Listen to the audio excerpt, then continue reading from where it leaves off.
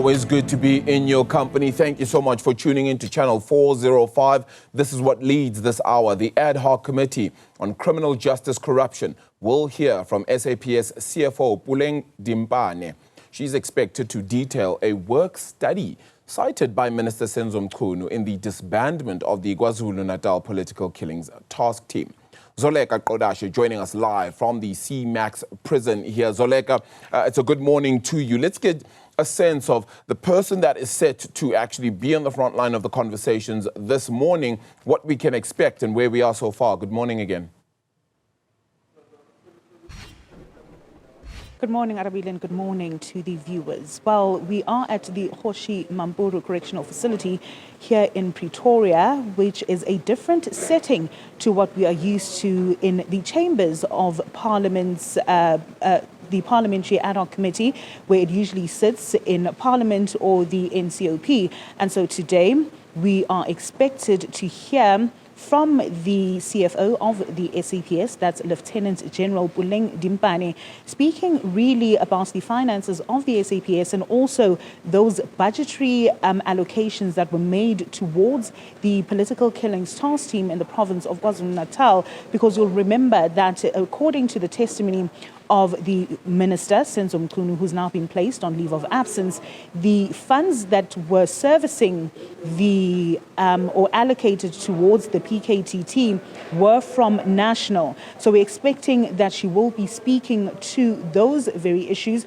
when she faces questions, first from the evidence leaders as well as from lawmakers. So we're not expecting it to be a very lengthy day, but really to gauge whether or not it is plausible that the evidence that was given by Senzo Mchunu when he appeared before Parliament's Ad Hoc Committee is indeed true. So we expect that she will be speaking as well about a work study. Now, you'll remember that when the Minister appeared before Parliament's Ad Hoc Committee earlier this year, in October in fact, he essentially told the parliamentary fact-finding body that the reason why he gave that directive for the disbandment of the PKTT on the 31st of December 2024 was because of that work study that had been conducted amongst other issues such as those budgetary constraints and essentially allocating those funds to different areas within the SAPS. But he also spoke about a work study.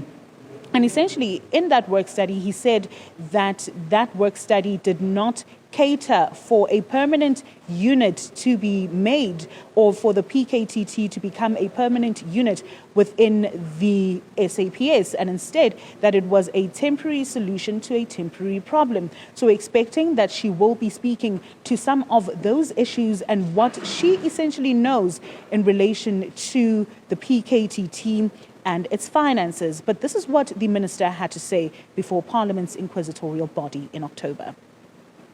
The reason why I was doubting verbal, it was because it has to be in the form of an assessment written down, as opposed to a request for money. There's a distinction. That's why the CFO in 2024 March talks about the need for a work study if the National Political Killings Task Team is to be drafted into the organogram. It suggests that there would have been a work study. It can't be verbal, and such a work study signed and would then extend the term, and then it would release money, as opposed to the process going the other way around. So I doubt that you could do it verbally, both the assessment and signing for the extension. Now, Arabile, members of parliament and lawmakers have descended upon the correctional facility because tomorrow we will be hearing from the man who is alleged to be at the center of it all. That's Vusimuzi Kat Matlala, that is currently being held at this correctional facility. Now, we expect that he will be on the stand for several days as Parliament also tries to extract as much information from him in relation to what he knows regarding the disbandment of the PKTT.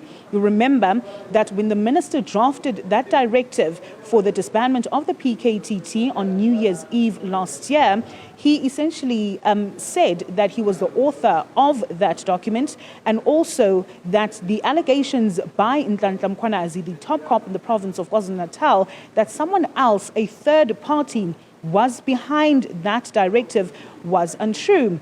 Of course, the allegations are also that the reason why the minister drafted that directive and issued that directive for the attempted disbandment of the PKTT is because of that raid on the 6th of December 2024 on the premises or property of Vusimuzi Cat Matlala. So the reason why we have all descended upon this correctional facility is because he will be in the hot seat, as he also faces questions, tough questions we expect to be from the lawmakers as well as the evidence leaders. But for today, proceedings are expected to kick off at 11 a.m.